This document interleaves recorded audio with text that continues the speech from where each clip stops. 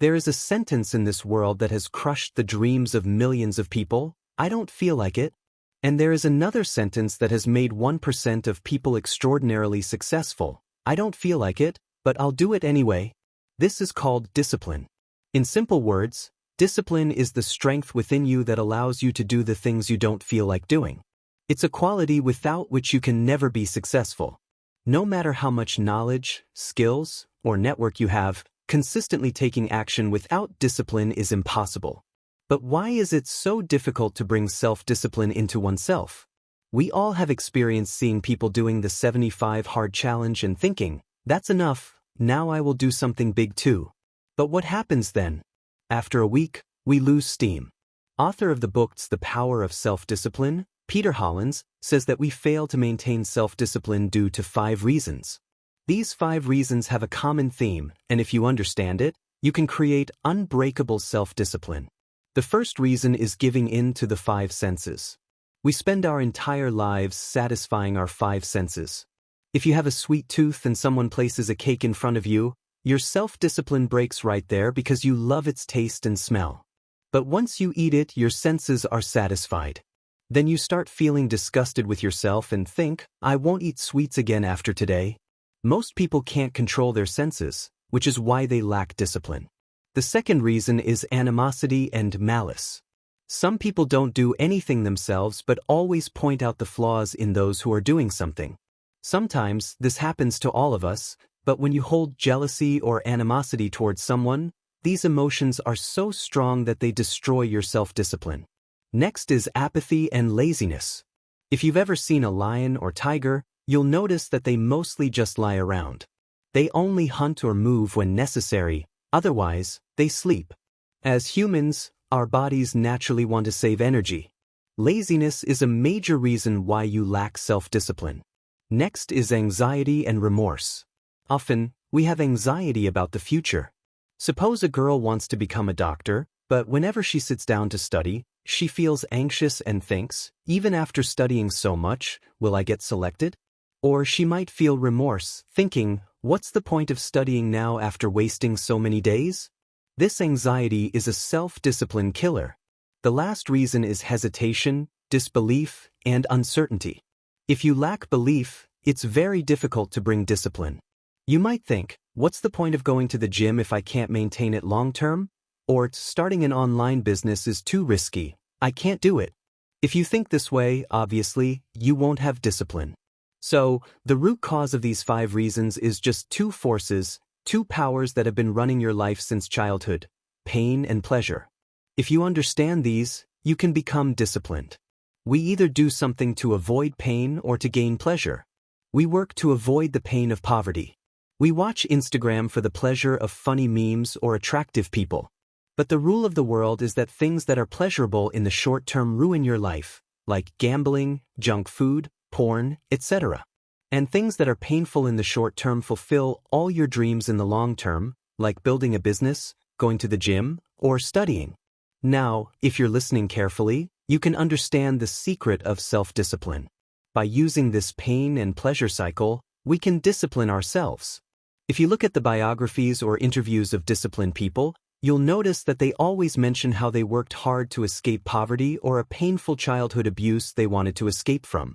So, if a disciplined person, for example, Jocko Willink, a Navy SEAL, doesn't wake up at 4 a.m., it's very painful for him because it goes against his identity. Similarly, another person might feel that if they don't work or push themselves, they will starve, so they have to work hard.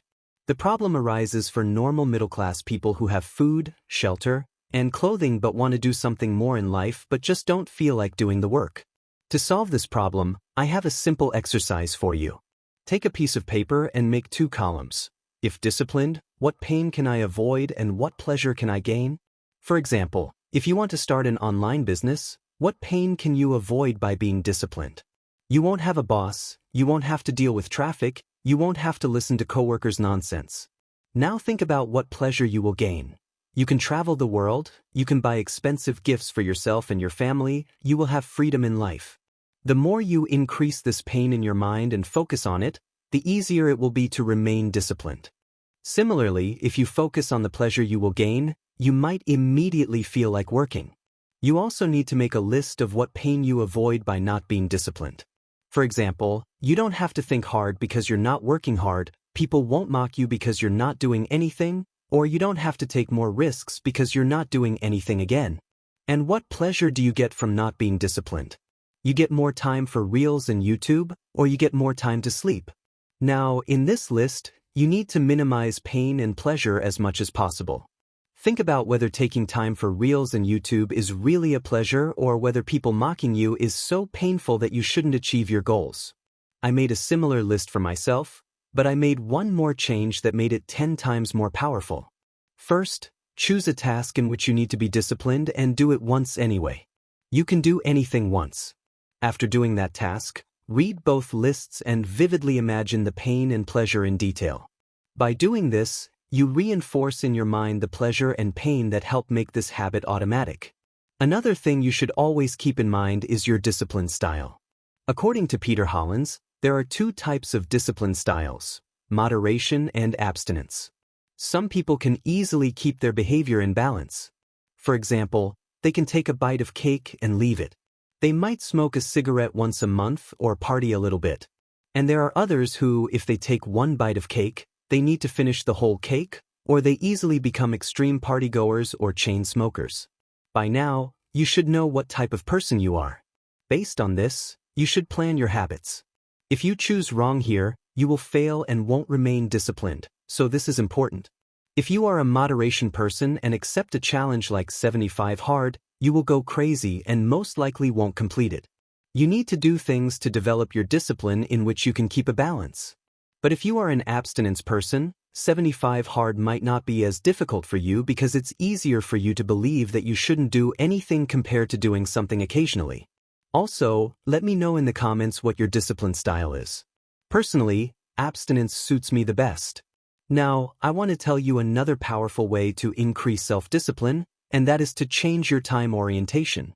According to Stanford professor Philip Zimbardo, people have 3 types of time orientations: past, present, and future.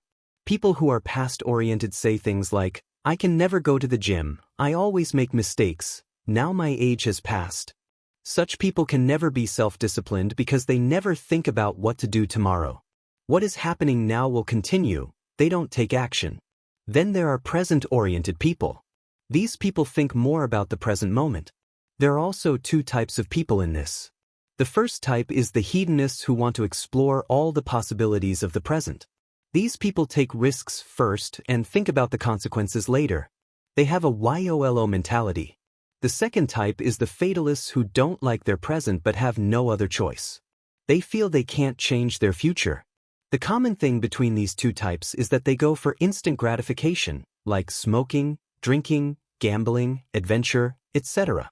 But these people can't develop self-discipline because instant gratification is the opposite of discipline. We should keep our time orientation towards the future. These are the people who are not defined by their past or present. They look ahead towards their future.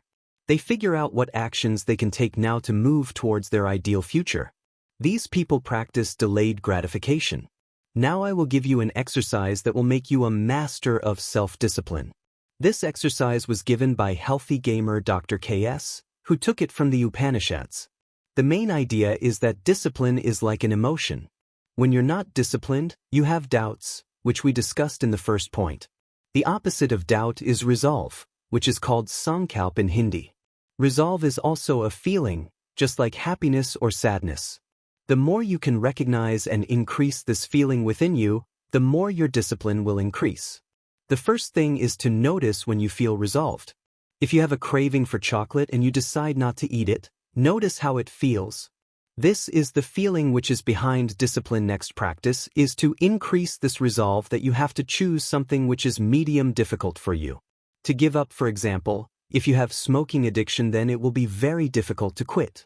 Choose something simple to start, like I will not eat biscuits for 3 months. I will not eat biscuits. This thing should be of medium difficulty, not very easy, not very difficult. Then every morning you have to remember your resolve, and as much as possible you have to flow that feeling. Your resolve will be like a fire inside you which you have to fuel daily. The more you practice this exercise, you will notice slowly that you will recognize how discipline feels, how resolve feels. The more you do this exercise in your life, you will understand the feeling of resolve. You will understand this feeling very well, because of which your discipline will gradually increase. Do try this exercise, it is very powerful.